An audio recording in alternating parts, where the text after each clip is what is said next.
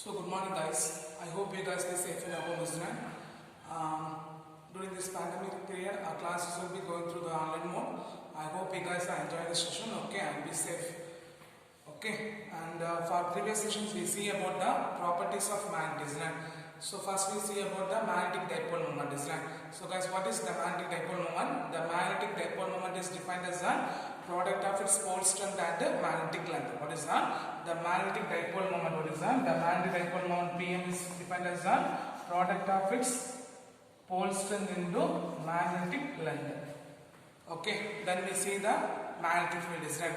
So guys, what is magnetic field? The magnetic field is defined as the force experienced by a unit pole strength. What is that? The force experienced by a unit pole strength. Then we see the types of magnet, is right.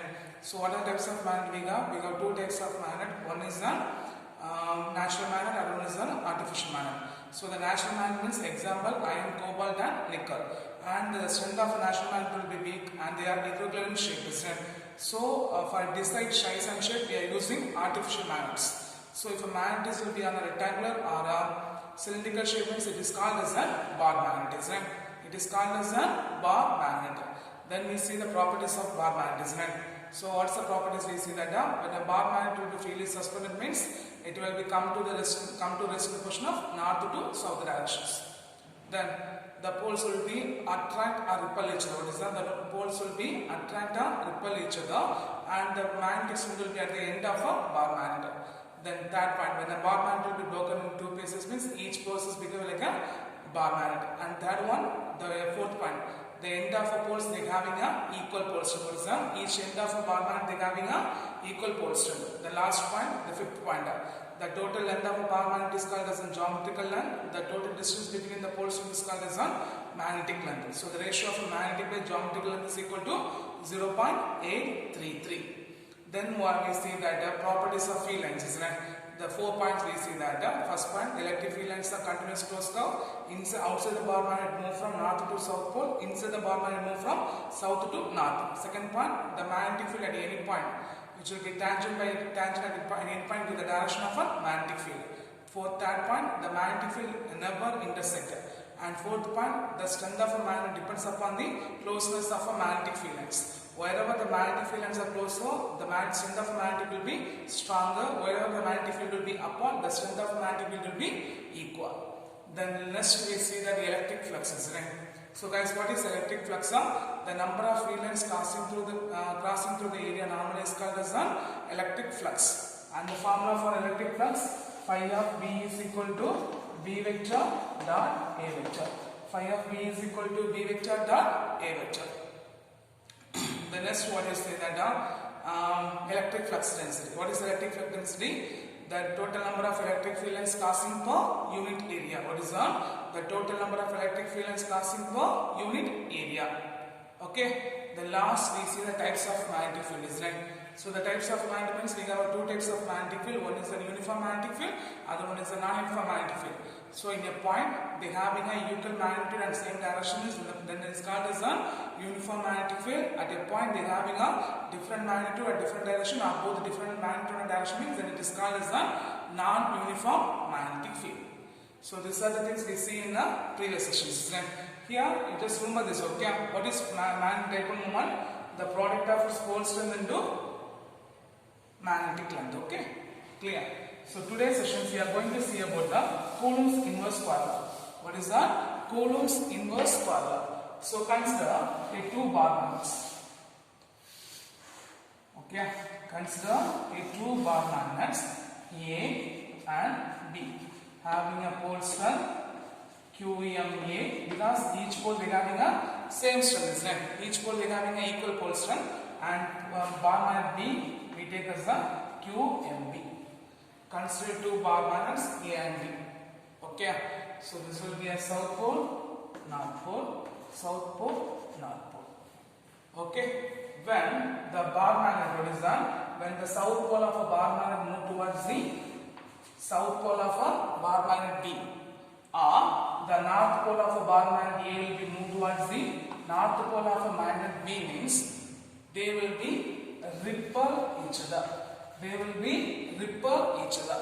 So what's the point I'm saying? When the south end of a bar magnet A is moved towards the south pole of a bar magnet P, otherwise the north pole of a bar magnet A is moved towards the north pole of a bar magnet B, means they experience the repulsive force. They experience the repulsive force. And the south pole of a bar magnet moved towards the north pole of a bar magnet B, or the north pole of a bar magnet moved towards the south pole of a bar magnet B, means they experience the attractive force. So they experience the attractive force. From this we can say that like poles will be repel each other, unlike poles attract each other.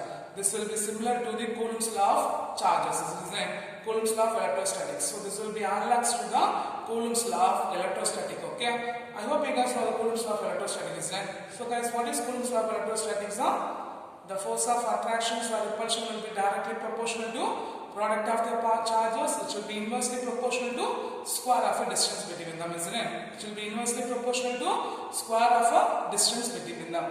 So it will be analog to the electrostatics. So here from that we find the Coulomb's inverse square law. So the force of attraction or repulsion between the two bar magnets, what is that? The force of attraction or repulsion between the two magnetic poles is directly proportional to, what is that? The force of attraction or repulsion between the two bar magnets is directly proportional to product of their pole strength. Is directly proportional to product of their pole strength, which will be inversely proportional to square of a distance between them. Which will be inversely proportional to square of a distance between them. Okay, clear? So what's the point here is saying? Consider two bar magnet A and B when the south pole of a bar magnet A is moved towards the south pole of a bar magnet B, or the north end of a bar magnet A is moved towards the north end of a bar magnet B, means they experience the repulsive force, or they repel each other.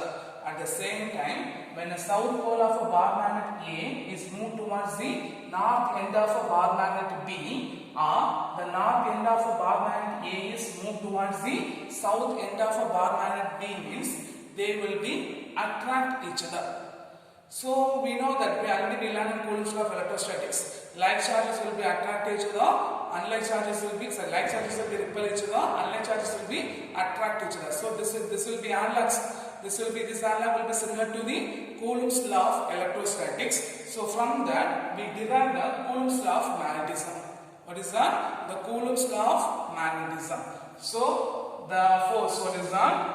The force of attraction or repulsion between the two magnetic poles. What is that? The force of attraction or repulsion between the two magnetic poles is directly proportional to product of their pole strength, and also which is inversely proportional to square of a distance between them. Which will be inversely proportional to square of a distance between them. So here QMA and QMB be the pole strength of a bar magnet A and B. QMA and QMB the pole strength of a bar magnet A and B, and R is the distance between the two bar magnets. R is the distance between the two bar magnets. Okay, so when the proportion comes to equal, we use a constant K. Here the constants for a free space. Okay, so Fm vector is equal to K into QMA into QMB divided by R square into R cap. Okay, here the K represents the constant for free space. Constant for free space. So K is the proportionality constant which depends on a free space. So the value of K is equal to mu 0 by 4 pi. What is that? The value of K is equal to mu 0 by 4 pi into, which is equal to 10 power minus 7 times m power minus 1. So if you substitute the above expression is what you get done. The F1 vector is equal to mu 0 by 4 pi QMA into QMB divided by R square into R cap. Okay, here the K represents the proportionality constant for a free space, and mu 0 represents the permeability for permeability in free space, and height represents the Henry. Height represents the Henry. Okay, what is the K? The proportionality constant depends on the surrounding medium. Here we are assuming for free space. So Fn mu 0 represents the permeability in free space and H represents the Henry meter. H represents the Henry meter. Okay, so guys, what is Coulomb's inverse formula? When the two bar magnet close to each other, they may be experiencing the attractive force or repulsive force. Okay, if it is the like poles means they repel each other. If it is the unlike pole means they attract each other. So this will be similar to the Coulomb's law of electrostatics. So we derive the Coulomb's inverse formula for Coulomb's law of magnetism. So the force of attractions or repulsion between the poles, what is that? The force of attractions or repulsion between the poles is directly proportional to product of the poles, inversely proportional to square of the distance between them. Here QMA and QMB, the pole strength of a bar magnet A and B, R is the distance between the two bar magnets. Then when the proportional come to equal, we are using the proportional constant K. And the value of K is equal to mu 0 by 4 pi. So if you substitute the above expression is Fm vector is equal to mu 0 by 4 pi QMA into QMB R square into R cap. R square into R cap. Okay. Then what is by QMA and QMB? Pole strength, the magnetic pole strength. R is the distance, mu 0 is the permeability in free space, and H represents the Henry. Okay, so you mark the question, state Coulomb's inverse formula. Okay, R state Coulomb's law of magnetism. Okay, state Coulomb's law of magnetism. Clear? Clear? Sure a bit?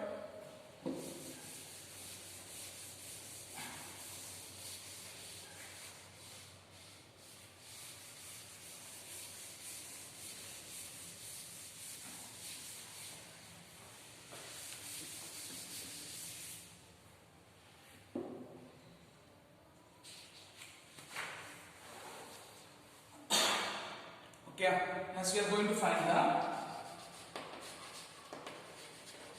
magnetic field at a point along axial line. What is that? The magnetic field at a point along axial line.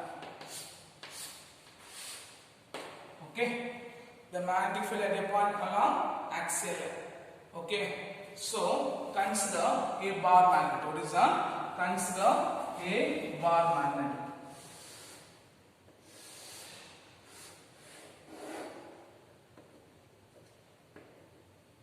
Yes, N. Okay, consider a bar magnet. Yes, N. S represents the south pole of a bar magnet. N represents the north pole of a bar magnet. Okay, each pole having a pole strength of QM. What is that? Each pole having a pole strength of QM. Okay, each pole having a pole strength of QM, and they separated by the magnetic length 2L. So I am assuming this is a midpoint O, L, L. Okay. So the distance, what is that? Separated by the magnetic length 2L. So the total distance will be 2L. Okay, clear? Get out? So consider a bar magnet. S, N. S represents the south end of a bar magnet, or the south pole of a bar magnet. N represents the north pole of bar magnet. And Q, each pole having a pole strength of QM, separated by a magnetic length, or the distance of 2L or L. Okay, now let C be the point. What is that? Let C be the point. So what's the point? Let C be the point at a distance R from the midpoint of O. What is that? Let C be the point at a distance R from the midpoint of O. Okay? Okay. What's the point? Let C be the point at a distance R from the midpoint of O. Okay? Clear? Let C be the point at a distance R from the midpoint of O, having 1 unit of pole strength. Having 1 unit of pole strength. Having 1 unit of pole strength. Okay, clear? Having 1 unit of north pole strength. Having 1 unit of north pole strength. Clear? Clear. So what's the point? We say that consider a bar magnet Sn. consider a bar magnet Sn. Okay, have S be the south pole of a bar magnet, N be the north pole of a bar magnet. Each pole having a pole star Qm. Each pole having a pole star Qm. Let C be the point at a distance r from the geometrical center of O. What is that? Let C be the point at a distance r from the geometrical center of O, having 1 unit of north pole star. Having 1 unit of north pole star. Clear? Clear. So we are going to find the magnetic field at a point due to the north pole. At a point C due to north pole, then we are going to find magnetic field at a point C due to south pole. Okay. So first magnetic field at a point. Okay, the magnetic field at a point C due to north pole. Okay, so one minute. So guys, look at here, axis. This will be 0. So this is a positive area, this is a negative area. So this is a positive j cap, this is a negative j cap. Okay, so if a point will be on north pole means it will be positive, or south pole means it will be negative. Okay, clear? Clear? Okay. So first we are going to find the magnetic field at a point C due to north pole. So north pole is n. So Bn vector is equal to mu 0 by 4 pi into product of a pole stars is n. So Qm into 1 divided, because at a point C we have a 1 unit of north pole star. Here having a pole star of Qm. Here also they are having a pole star of Qm. So Qm into 1. What is that? Qm into 1. Okay. Separated by a distance of, from the distance where do I have? From the point N to C. From the point N to C. So here this much distance R. From this much distance here. So if you subtract means R minus L. Okay. So having distance R minus L the whole square into positive I cap. Positive I cap. Okay. So Qm into 1, Qm is like. So write B n vector is equal to mu 0 by 4 pi into Qm by R minus L the whole square into I cap. So here R minus L is the, what is that? R minus L is the distance between the north pole to the point C. Distance between the point C to the north pole. Distance between the point C to the north pole. Clear? So guys, what is R minus L? R minus L is the distance between, what is the distance between the point C to the north pole. Then second, magnetic field at your point C due to south pole. So look at here. So if it is after of the center, right hand side means it will be positive, left hand side means it will be negative. Same. So here first measure the distance from C to here. So from midpoint it will be R, then O to S it will be S. So you get the value R plus L. What is that? R plus L. Clear? So substitute the B. S vector is equal to mu 0 by 4 pi into, what is that? Mu 0 by 4 pi into Qm into 1 divided by R plus L the whole square into minus I cap. Why we take as a minus cap? Minus I cap, because if it is left hand side it will be minus, isn't it? Then what is R plus L? R plus L is the distance between the south pole of a bar magnet to the distance to the point C. R plus L the distance between the south pole of a bar magnet to the distance to the point C. Okay. So Qm into 1, then minus here. So what you get the B S vector is equal to minus mu 0 by 4 pi. Minus mu 0 by 4 pi Qm by R plus L the whole square into I cap. This will be equation number 2. Okay. Clear? So the total magnetic field, what is that? The total magnetic field.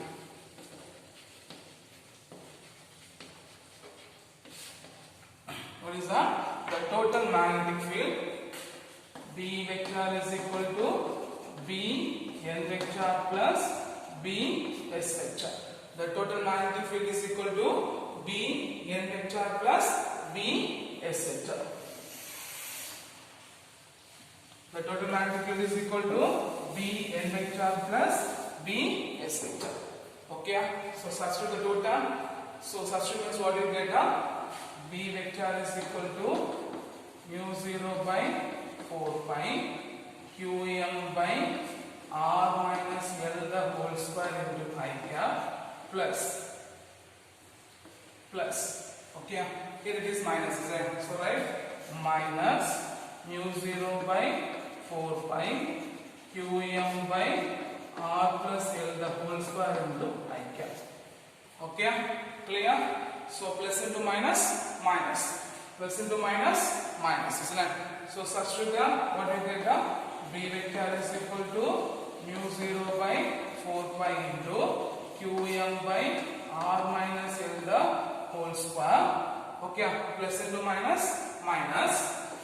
Then minus mu 0 by 4 pi into Qm by R plus L the whole square into I cap. Okay, from this expression, whatever term should be common, we should take it outside. Okay, whatever the terms are common, we just take it outside. So what you get? B vector is equal to mu 0 into Qm is also common, isn't it? Divided by 4 pi. Then what are the terms should be common? 1 by R minus L the whole square minus 1 by R plus L the whole square. Okay, into I cap. Okay, clear? So common terms are taken outside. Then what you have to take? We have to take a cross multiplication, isn't it? So cross multiplication means this term should be multiplied here, this term should be multiplied here. Then we take a LCM or cross multiplication. Okay, so multiply the B vector is equal to mu 0 into Qm divided by 4 pi. Mu 0 into Qm divided by 4 pi into what you get?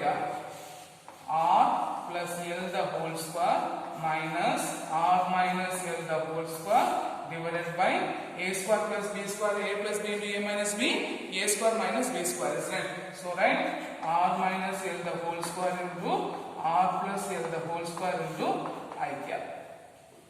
Clear? Clear? So if we are going to expand, this will be on A plus B the whole square, this will be on A minus B the whole square, this term A plus B into A minus B, A square minus B square, square term is the, so take it the whole square, okay? So right, A plus B into A minus B is equal to A square minus B square, so we taking a square, here also one square is there. Okay? So can you explain that? So elaborate that. B vector is equal to mu 0 Qm by 4 pi. Okay, mu 0 Qm by 4 pi. So if you write that A plus B the whole square minus A minus B the whole square, isn't it? So guys, what's the formula for A plus B the whole square? A square plus B square plus 2AB, isn't it? Right? R square plus L square plus 2RL minus A minus B the whole square term. R square plus A square minus 2RL, okay, divided by R square minus L square the whole square into I cap. So here I expand with the A plus B the whole square, here expand A minus B the whole square. So A square plus B square plus 2AB minus, then what's the term is the A square plus B square minus 2AB divided by R square minus L square the whole square into I cap. Clear? So guys, this question what's the point we say that first we are going to find the magnetic field at the point C due to North Pole. So North Pole means what do you get? Dn vector is equal to mu 0 by 4 pi Qm into 1, because at the point C having a 1 unit of pole star R minus L square into positive I cap. So similarly for South Pole what do you get? Mu 0 by 4 pi Qm into R plus L square into minus I cap. So minus I moved there, then Qm into 1, 1. So Qm by R square plus L square. So the total magnetic field we are adding the term, the common terms are taken outside, then we take an LCM, then we are expanded by a plus b the whole square formula, and a plus b the whole square and a minus b the whole square. So I hope you have known the figure, isn't it? Share up the figure. I hope you understood the figure, isn't it?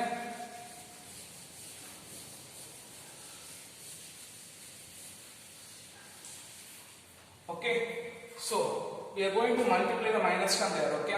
So if you multiply the minus term, then means what you get down? V vector is equal to mu 0 qm divided by 4 pi into. Okay, clear? We are going to multiply the minus term there. So first write the term r square plus l square plus 2rl. R square plus l square plus 2rl. What is that? The r square plus l square plus 2rl. Okay, r square plus l square plus 2rl. Then your minus term is what you get down? Minus r square minus l square minus into minus r square minus l square minus into minus plus. So plus 2rl divided by r square minus l square the whole square into I cap. Okay, r square minus l square into whole cap. So minus plus minus term plus term cancel. 2rl plus 2rl 4rl.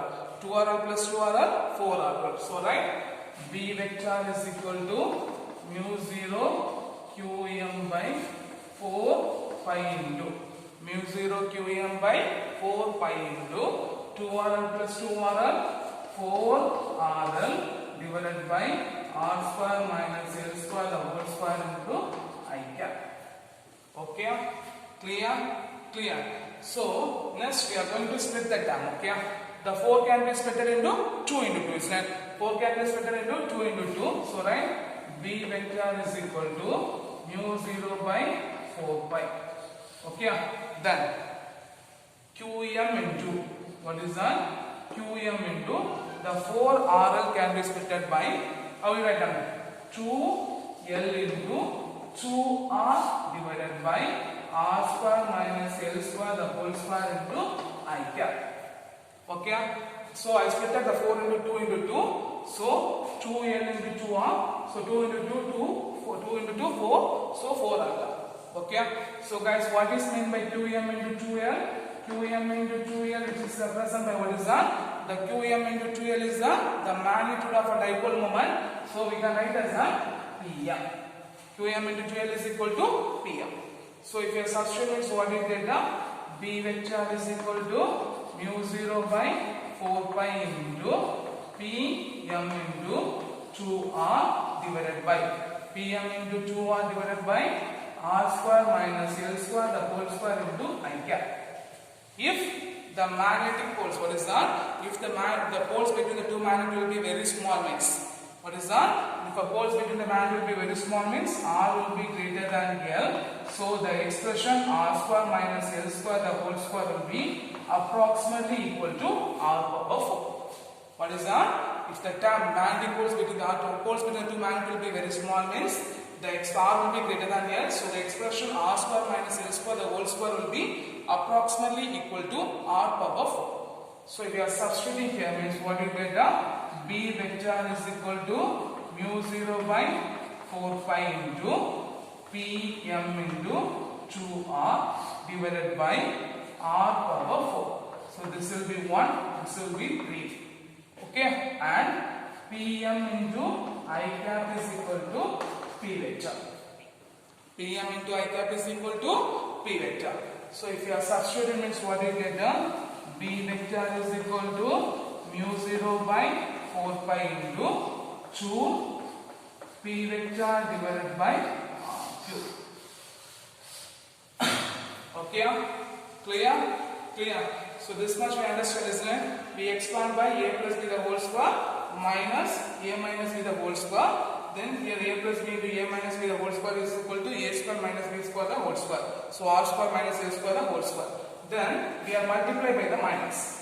So minus terms are cancelled. So what you get? 2rl plus 2rl, you get the value of 4r here. Okay. So the 4rl can be split into 2r into 2 here.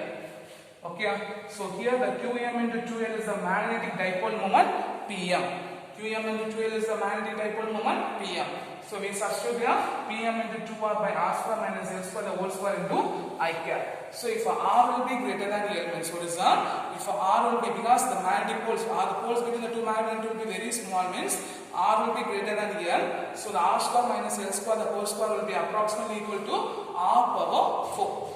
R power 4. So here R power 4, R cancel, it will be R cube and Pm into I cap is equal to P cap. It's a P vector.